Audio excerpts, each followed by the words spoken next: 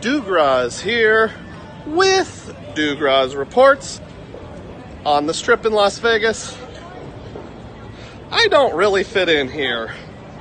Well, even though this guy from small town Iowa was just a little bit blinded by the bright lights of Las Vegas, I still had an amazing time at the Creator Meetup on Labor Day weekend.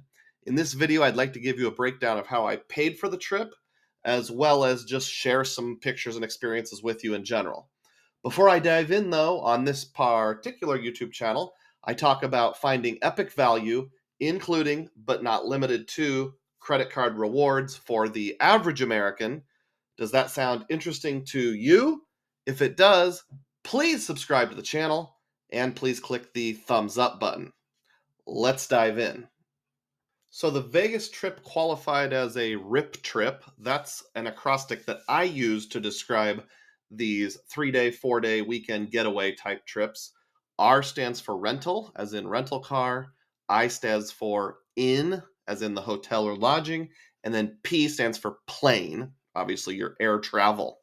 So those are the three big categories. But I will also note that I have a personal rule that travel always pays for itself. In other words, I have a separate travel savings account, and I will use that or cashing out points or pay yourself back or something to pay for all of my RIP trip expenses. I don't dip into the family budget, so I have to account for every single penny. Here's the spreadsheet that I use to do that on each one of my RIP trips, and I will go over that with you.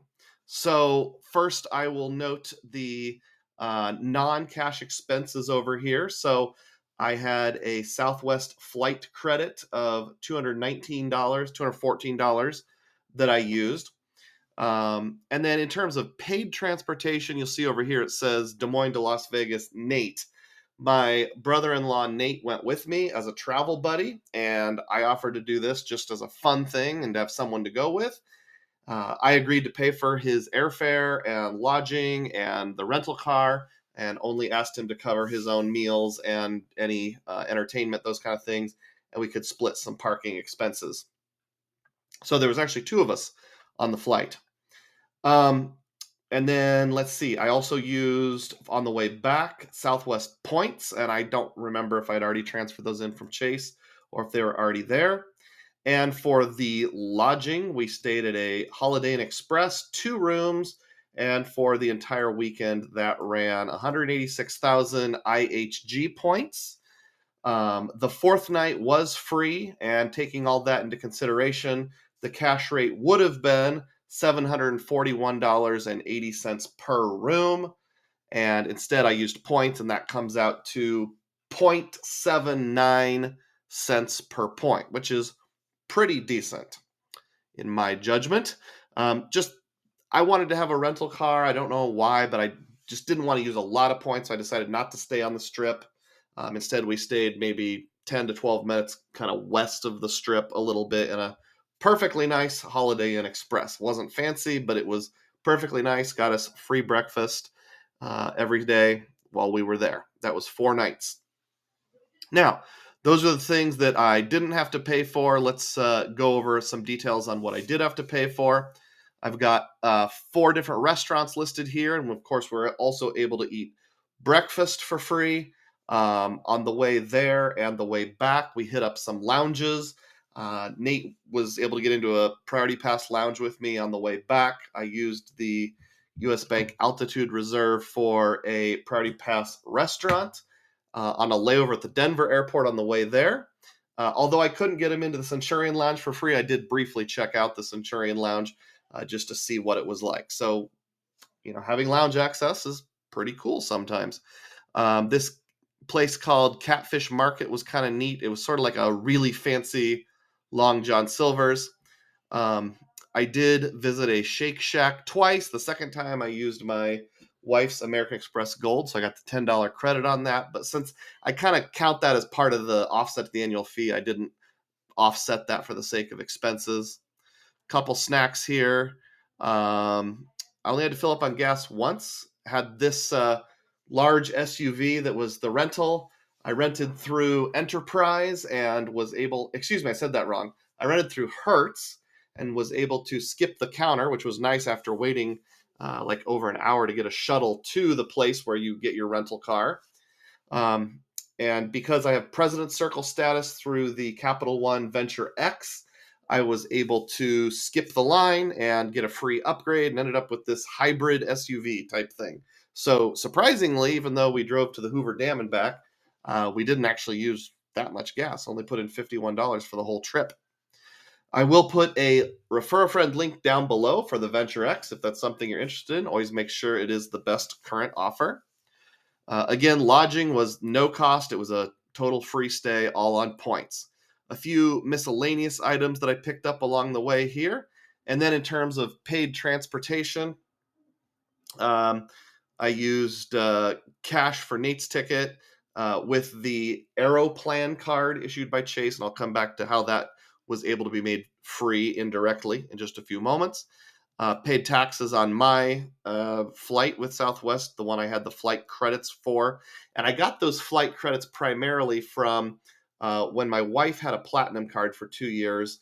I would use the trick to book inexpensive Southwest flights, then cancel them, get flight credits, and now I used some of them. I have kind of a love-hate relationship with Southwest. I love it because it gets you where you want to go. Hate it because of the whole boarding process, having to sit in middle seats, those kind of things. Car rental, I already mentioned Hertz, was $309.83. And I put that on my US Bank Altitude Reserve card. I have the older model of the card, but it works perfectly well. And if you have watched my videos at all, you know how much I love real-time rewards with US Bank Altitude Reserve, and it bases it off the temporary charge, which was $200 more than the actual charge, which is why I have a credit of $510. So I indirectly cashed out my points at 1.5 cents per point with the Altitude Reserve. I had to pay for parking in a parking garage on the Strip the night of the meetup. I came back the next day with Nate, and we saw some sights, so paid for parking a second time. Paid for parking at the Hoover Dam. Took a tour of the Hoover Dam, parked at an outlet mall, and then parked at the Des Moines Airport. Now, all of these parkings here, except for the last two, I was able to pay myself back with the Chase Aeroplan card. Between now and the middle of 2024, there is no cap on how many points you can use the pay yourself back feature on.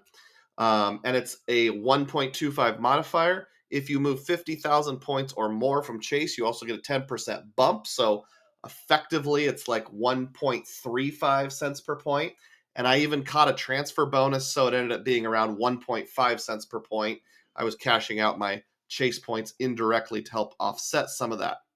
So right here, you see the trip total for all the things I paid for. This is how many things I was able to offset with the Aeroplan card, which was the lion's share of it.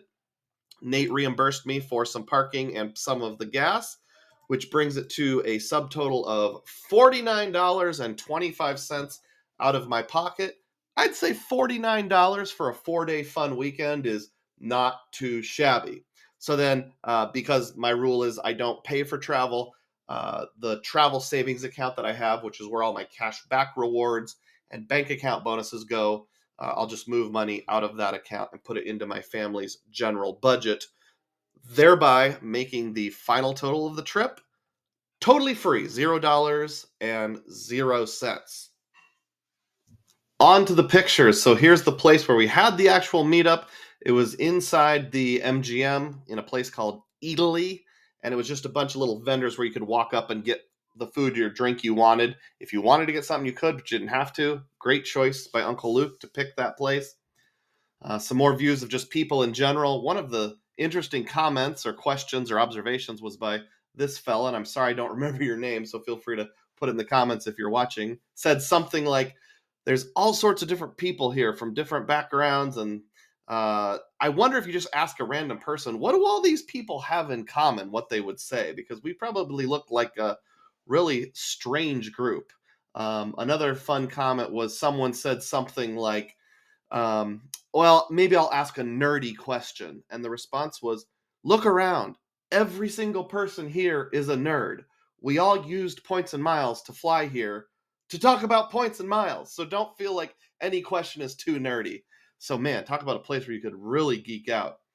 I'll go through the people that I met and took pictures with. I wasn't able to meet everyone, and I think there was at least 2 people that I met, and for whatever reason, I couldn't find the pictures, so I apologize.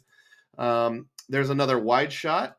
So we met Chad from Chad's Money Minute, Cesar Joel, my #1 fan and Spanish-speaking content creator, Spencer Johnson, JP Knowledge, my boy Sledge, Sebi from Ask Sebi, and RJ from RJ Financial and Run on the Bank.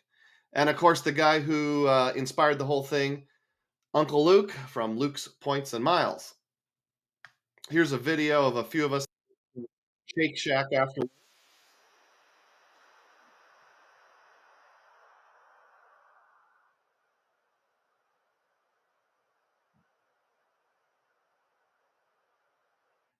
Super fun time. The next day, we went back to the Vegas Strip and met up with Chad from Chad's Money Minute and had lunch with him. Nate and I did. And that was at the Aria, I think. Stupidly, I didn't get a picture of us eating together, but I did get a picture of my meatball sub. So thanks for treating us, Chad. Nate and I then rode the tram, based on Chad's advice, behind the casino and hotels over. We wanted to see the Bellagio fountains. And the tram actually broke down and we got stuck on it for like 5 minutes. Probably the air conditioning turned off, the electricity turned off, but fortunately it came back on after a few minutes and we were able to get out. And then the next day, we drove down to the Hoover Dam and did the whole Hoover Dam tour and everything that went along with it. Awesome, awesome trip. Put comments down below, click the thumbs up button, please subscribe to the channel, and as always, may your spending be frugal and may your points be plenteous.